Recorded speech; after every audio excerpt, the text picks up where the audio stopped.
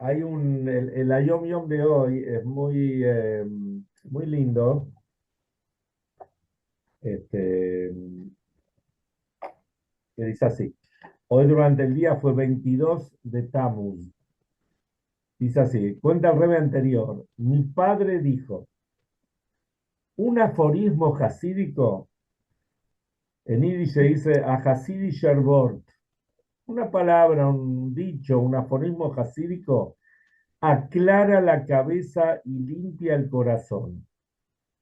Una buena conducta jasídica ilumina el hogar. Una melodía jasídica fortalece la esperanza y la fe, produce alegría y coloca al hogar y a sus integrantes en un estado de luz. Un Nigun, una melodía jasídica. Y hay otro Ayom Yom que trae que, por ejemplo, cuando el Rebbe Tzemach Tzedek, cuando él estudiaba, entonces de acuerdo a la melodía que entonaba en ese momento, se, los hijos podían saber de qué se trataba, ¿no? ¿Qué es lo que estaba estudiando? Entonces, ¿por qué? Porque eso llega hasta el alma, totalmente. Bueno, vamos a empezar hoy un tema que por ahí acá nuestro amigo José conoce a este personaje. Hay un médico, lo tengo acá en el celular, para así no me equivoco el nombre ni los datos, que se llama Gabor Maté. Así se llama, hoy en día tiene 82 años. Él nació, es un médico y escritor canadiense, autor de varios libros que se especializan en el estudio y tratamiento de las adicciones, trastorno, cachito, que se está abriendo, trastorno por déficit de atención y experiencias tempranas en la infancia. Muy interesante. ¿Por qué lo traigo a él? Este médico, que vive en Toronto hoy en día, él nació en Budapest, en Hungría. Cuando tenía unos meses de vida, cuando estalló la guerra, la madre lo dejó en el cuidado de una familia, se ve que no era judía, y después lo vino a buscar. Cuando lo vino a buscar, el chico, así le contó la madre, el chico no lo quería, ni la miraba la madre.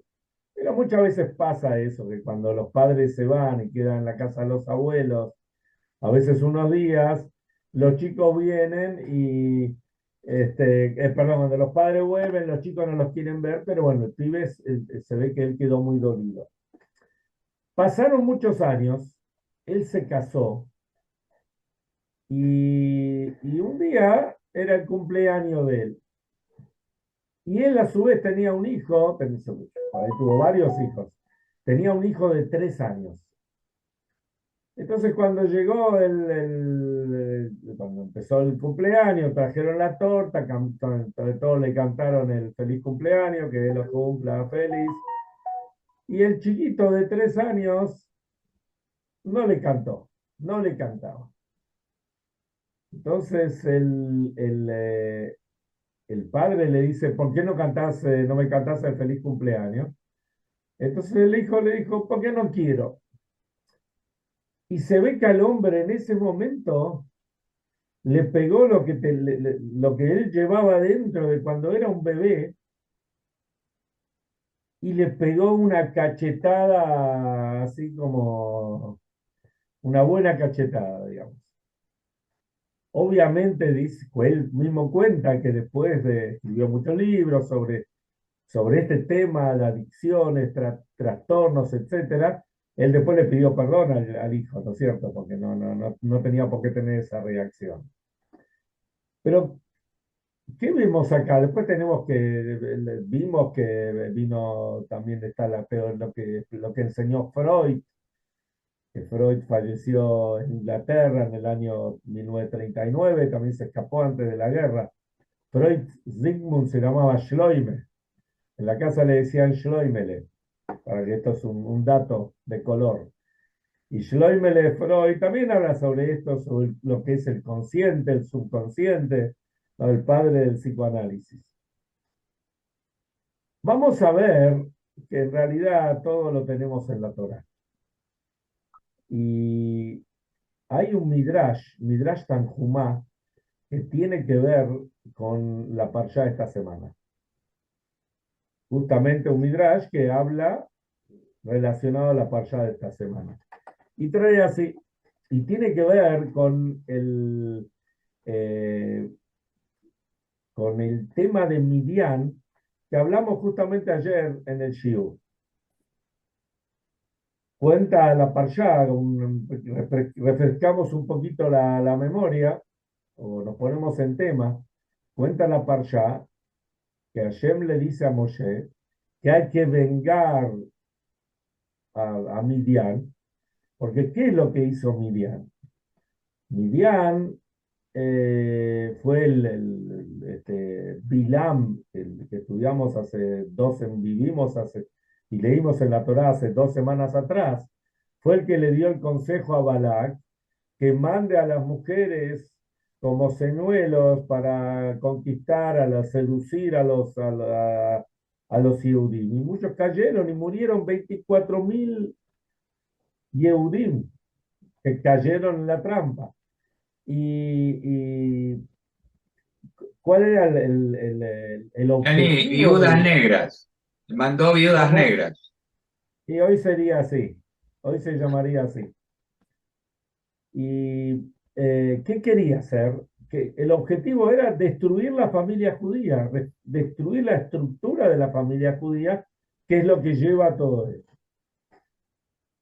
Y Hashem le dice así a Moshe, tenés que mandar a ir a luchar, y esta fue la única guerra como explicamos ayer, que Hashem mandó a hacer la guerra, por supuesto Moshe fue el encargado, y fueron gente de todas las tribus, 1.000 personas de cada tribu, incluso el Shevet Levi, incluso la tribu de Levi, como dijimos ayer, y el único objetivo era vengar por lo que hicieron. No era que hicieron la guerra porque querían conquistar el territorio, porque los enfrentaron, no, no, no, no. Fue una guerra provocada por el Am Israel, por lo que ellos habían hecho.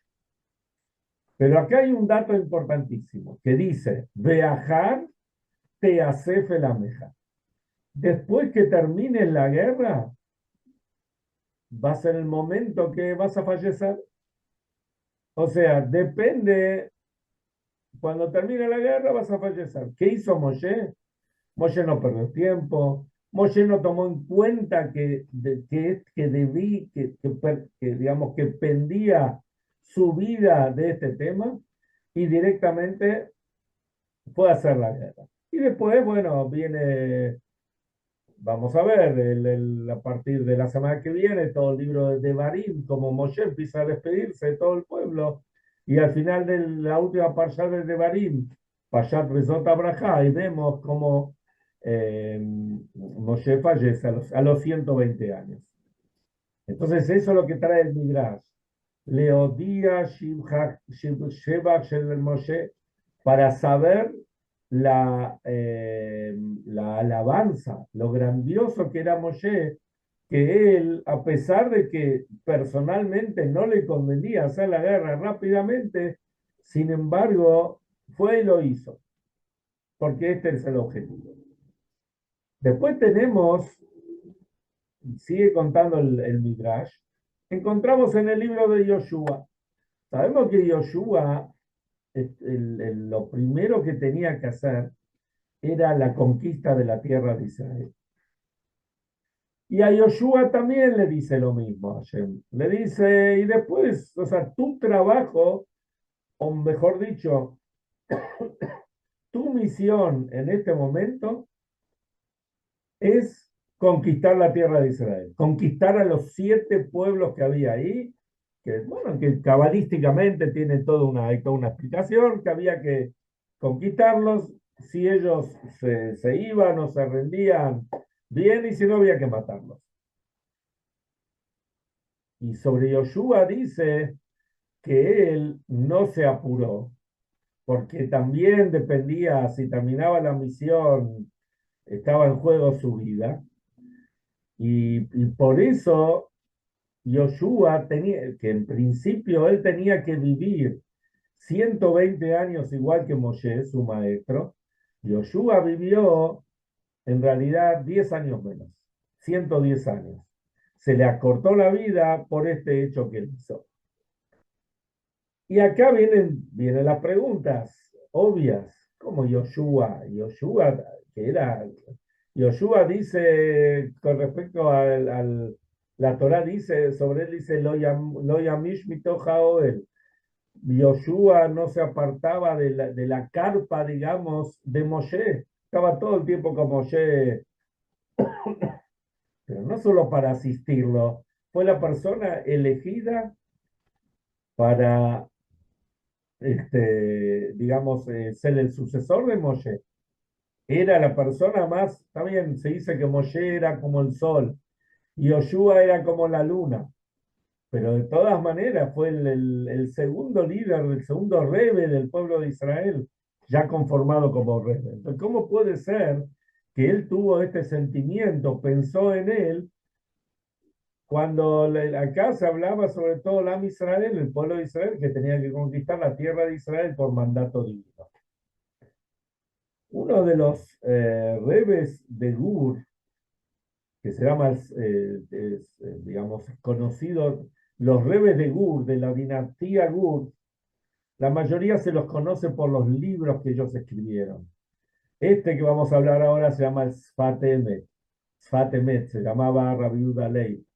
Después había otro que era el Hidushei Arim, el Imbrei, bueno, no me acuerdo justo el Imbrei, ya me va a salir.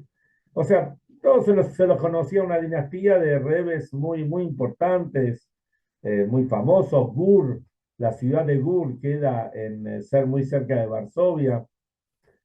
Hay miles de Hasidim en Israel y en Estados Unidos. Bueno, y él escribe así, que en realidad lo que Yoshua hizo no es que Yoshua pensó, bueno, la verdad que quiero vivir más tiempo, no quiero morirme rápido, entonces voy a alargar la guerra, porque siendo que mi vida depende de que yo termine la guerra, la conquista de Israel, la voy a alargar un poco más y de paso voy a vivir más. Entonces se explica ahí que en realidad esto no era la parte consciente de Yoshua, sino era el subconsciente. Él conscientemente seguro que quería cumplir con la misión de ayer, pero en el subconsciente, fíjense como esto está en nuestros libros mucho antes que aparezca el psicoanálisis y todos los grandes psicólogos, etcétera, ya está escrito esto, que en su subconsciente él quería vivir más. Pero en la parte consciente, él quería, él no pensó en frenar, digamos, el desarrollo de la guerra por determinados motivos X o por su propia conveniencia, sino todo lo que él lo hacía era porque quería cumplir con la voluntad de Hashem. Y esto es lo que nos dice el Sfat Emet, que, y eso también hizo, como él en el subconsciente, él tenía distintas, digamos, opciones, por decir de alguna forma, por eso incluso se debilitó y no pudo terminar la guerra con la rapidez que tuvo Moshe. Moshe todo lo contrario, Moshe era una sola idea, como dice el versículo, y decimos en la tefilá, Rabot Machshavot Belevish, hay muchos pensamientos tiene la persona. Vatzat Hashem y Takum, la que perdura es la que es el consejo, es lo que viene a decir Moshe, lo que viene a decir Hashem, perdón. Pero en realidad Moshe con Hashem Moshe estaba en un grado de anulación ante Hashem tan grande que no entraba ni siquiera en el subconsciente, ni sutilmente entraba la posibilidad de no cumplir al instante la orden de Hashem, la indicación de Hashem, a pesar de que su vida dependía de esto. O sea que Moshe internamente era, como se dice en hebreo, un tzinor leelokut. Tzinor es un caño, que es un caño, un conducto para que se manifieste la divinidad en ese momento. Y justamente por eso, con respecto a Yoshua, dice que la guerra, que todo le duró Yamim Rabim. Yamim Rabim quiere decir muchos días. ¿Dónde más dice Yamim Rabim? En Egipto. Los Yehudim, cuando todavía estaban en la esclavitud en Egipto, y parafraseando los acontecimientos del día de la fecha, estaban perdiendo el partido por goleada.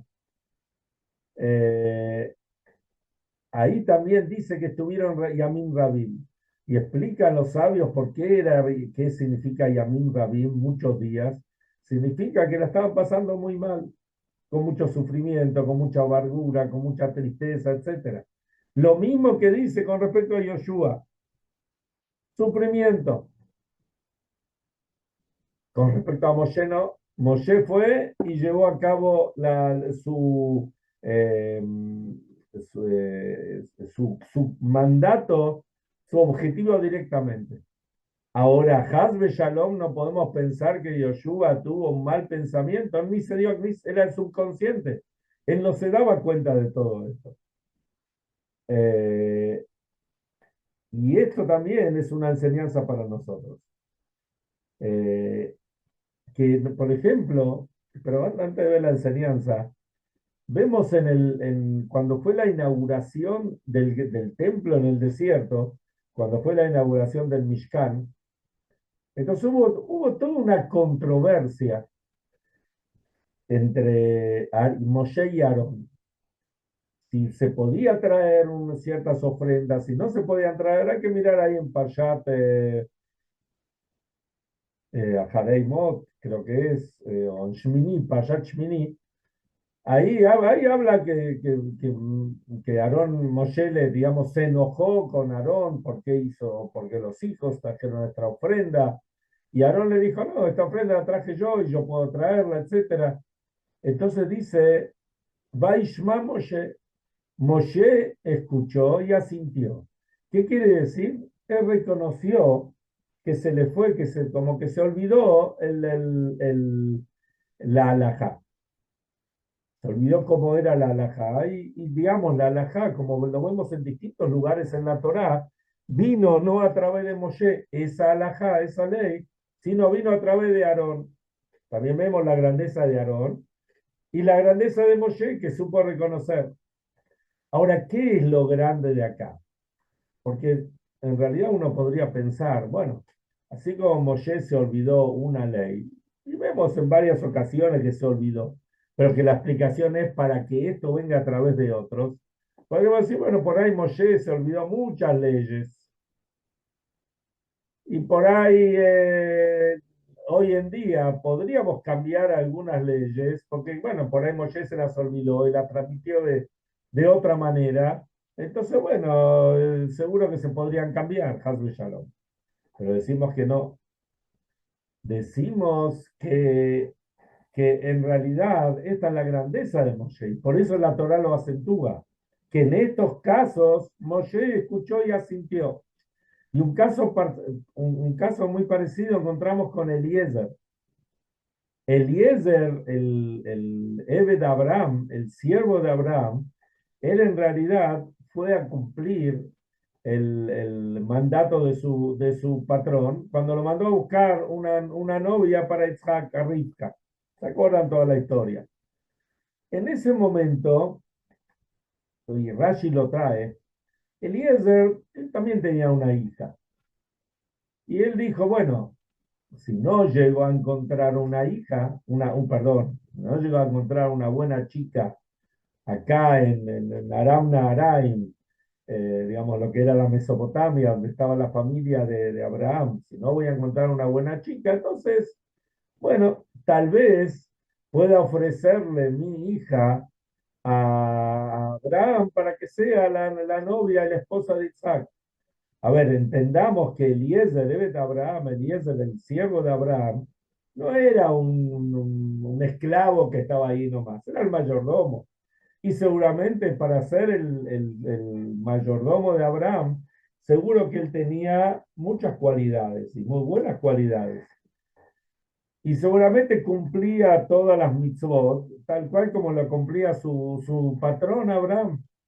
Entonces, indudablemente que la hija de Eliezer se crió en la casa de Abraham y tenía cualidades para ser la esposa de Isaac, de acuerdo a la mentalidad, al pensamiento de Eliezer. Pero cuando Eliezer vio que todos los condicionamientos que puso, que dijo si va a venir una chica y la chica me va a preguntar a mí y él le va a pedir agua para tomar y ella le va a decir, no solamente te voy a dar a vos, sino también le voy a dar al ganado. Entonces ahí Eliezer le agradeció a Shem. O sea, no le dijo, qué lástima, me lo perdí al soltero más codiciado de la zona y del mundo, el que iba a ser el próximo patriarca. No dijo eso. Él le agradeció a Hashem, que Hashem le mostró cómo son las cosas. Y lo mismo, o sea, en el subconsciente, Eliezer quería que Yitzhak se case con su hija, pero en el consciente él sabía que no era así.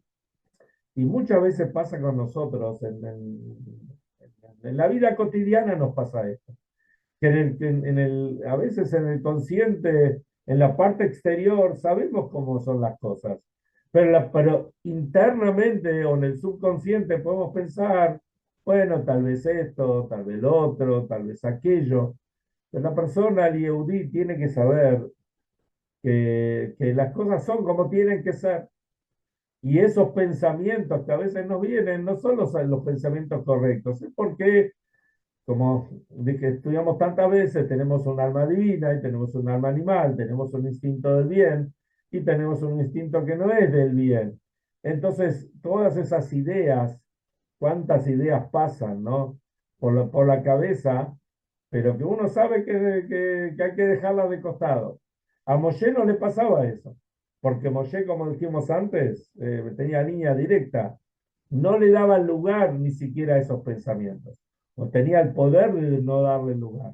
Para nosotros, que es mucho más difícil esto, sí podemos, los tenemos, y tenemos que ponernos fuertes en todos los órdenes de la vida, especialmente cuando tenemos discusiones por ahí con seres queridos o con el trabajo, o con clientes o con personas.